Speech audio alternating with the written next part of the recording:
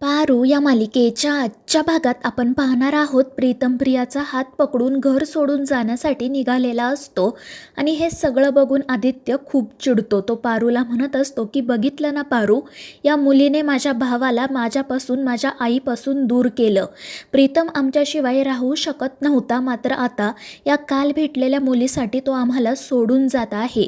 मात्र दुसरीकडे प्रिया प्रीतमला थांबवते आणि ती त्याला सांगते की आपला प्रवास इथपर्यंतचाच होता, यापुढे आपण दोघे आपापल्या वाटेने जाऊयात. मात्र ते ऐकून प्रीतम खूप घाबरतो आणि प्रियाला म्हणू लागतो की प्रिया मॅडम, माझं तुमच्यावर खरंच खूप प्रेम आहे. आणि त्यावर प्रिया रडतच म्हणते की हो प्रीतम सर, माहिती आहे मला, मात्र प्रेम जर नात्यांमध्ये दुरावा आणणार असेल तर त्याचा काय उपयोग आहे. खरं प्रेम कधीच नात्यांमध्ये दुरावा आणत नाही, उलट दूर गेलेली नाती एकमेकांच्या जवळ घेऊन येतं.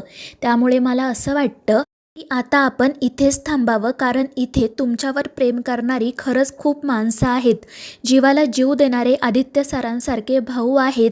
खंबीर पण तितक्याच प्रेमळ अहिल्या मॅडम तुमच्या आई आहेत आणि श्रीकांत सरसुद्धा. ही सगळी माणसं तुमची आहेत आणि ते तुमच्यावर खरंच खूप प्रेम करतात. त्यामुळे मला असं वाटतं की तुम्ही माझ्यासाठी त्यांना सोडू नये. आणि ते ऐकून प्रीतमला खूप वाईट वाटतं. तो प्रियाला समजावण्याचा प्रयत्न करत असतो, पण प्रियाच प्रीतमला समजावते आणि त्याला सांगते की मला माहिती आहे की यापुढे तुम्ही दारू आणि सिगारेटला हातही लावणार नाही.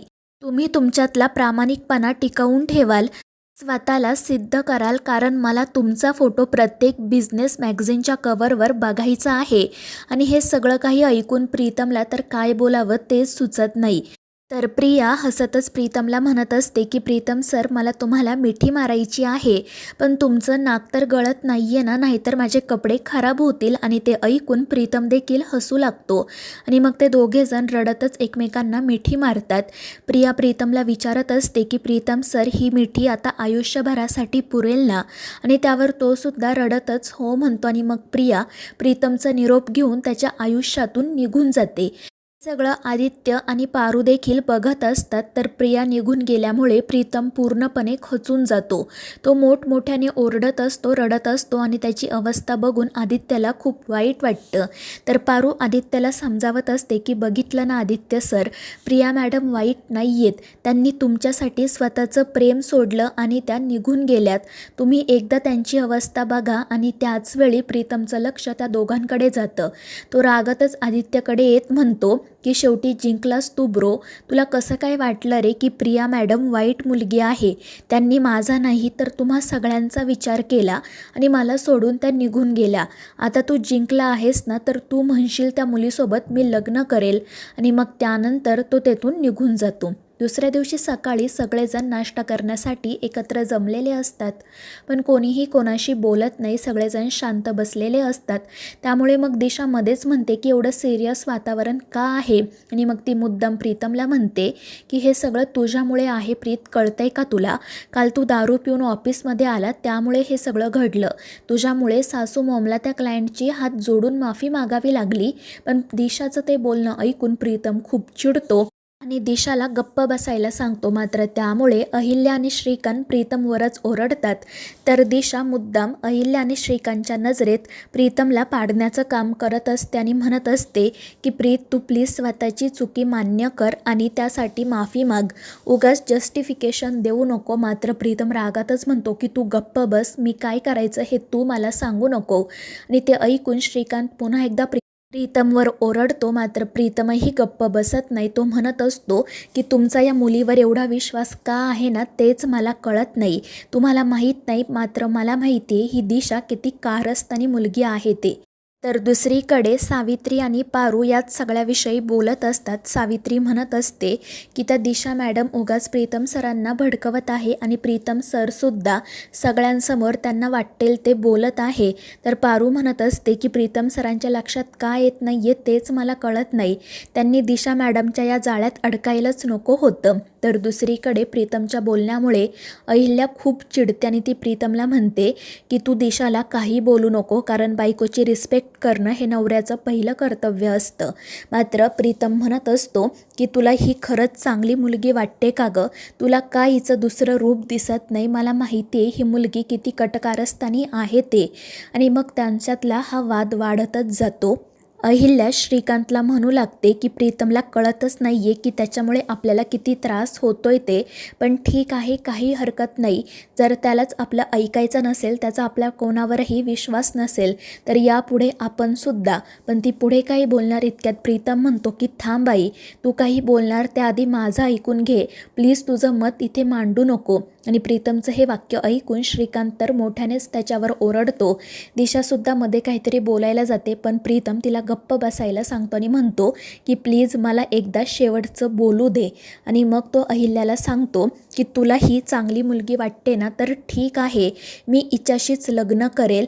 हिच्या नावाचा पट्टा गळ्यात घालून फिरायला मी मोकळा आहे. ही जसं सांगेल ना तसंच मी वागेल.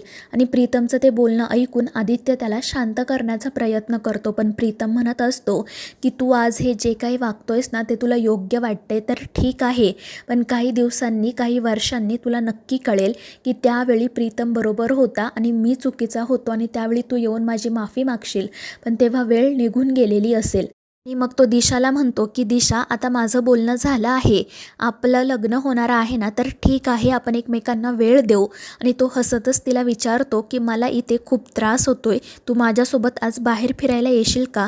त्यावर दिशासुद्धा नाटक करत हो म्हणते आणि मग प्रीतम रागातच तेथून निघून जातो. तर अहिल्या दिशालाच समजावत म्हणते की तू काळजी करू नको, लग्न झाल्यानंतर प्रीतमला कळेलच की त्याला किती चांगली बायको मिळाली आहे ते. आणि त्यावर दिशा हसतच हो म्हणते. तर दुसरीकडे सावित्री आणि पारू दिशाबद्दलच बोलत असतात आणि बोलता बोलता सावित्री म्हणून जाते की अहिल्या मॅडमने त्या दिशा मॅडमला हात धरून घराबाहेर काढायला हवं. पण नेमकं हे दिशा ऐकते आणि ती मोठ्याने सावित्रीवर ओरडते आणि म्हणते की तुझी हिंमत कशी झाली माझ्याबद्दल असं काहीतरी बोलायची. आणि मग ती कोणताही विचार न करता सावित्रीवरच हात उगारते. मात्र तितक्यात पारू तिचा हात पकडते आणि म्हणते की दिशा मॅडम, तुम्ही काय करता याचं भान ठेवा. पण त्यामुळे मग दिशा पारूवर चिडते. ती म्हणते की माझा हात पकडण्याची तुझी हिंमत कशी झाली? त्या प्रियाने माझा हात पकडला होता तेव्हा तिची काय अवस्था झाली बघितलं ना तू? आणि त्यामुळे पारू दिशाचा हात सोडून देते. मात्र ती दिशाला समजावत असते की सावित्री आत्या आपल्यापेक्षा वयाने मोठ्या आहेत, निदान त्याचा तरी मान ठेवा. मात्र दिशा रागातच म्हणत असते की वयाने मोठं असून काय उपयोग आहे, लायकीने तर ही माझ्यापेक्षा लहानच आहे ना. आणि तसंही तुम्ही दोघीजणी सर्वंट आहात, या घरातल्या मालकिनी नाही, त्यामुळे स्वतःच्या लायकीमध्ये राहा. मात्र पारूसुद्धा गप्प बसत नाही. ती दिशाला समजवण्याचा प्रयत्न करत म्हणत असते की दिशा मॅडम, तुम्ही प्लीज प्रीतम सरांसोबत चांगलं वागा. ते तुमच्यासोबत आहेत म्हणूनच तुम्हाला हा सगळा मान सन्मान मिळतोय.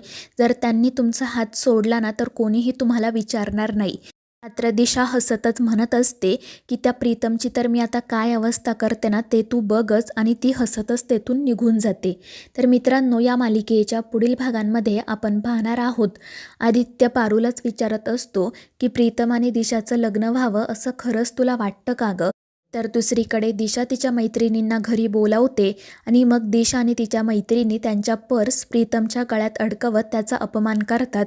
तर आदित्य हे सगळं बघत असतो. तर मित्रांनो, या मालिकेच्या पुढील भागांच्या अपडेट्ससाठी आपल्या चॅनेलला सबस्क्राईब करा.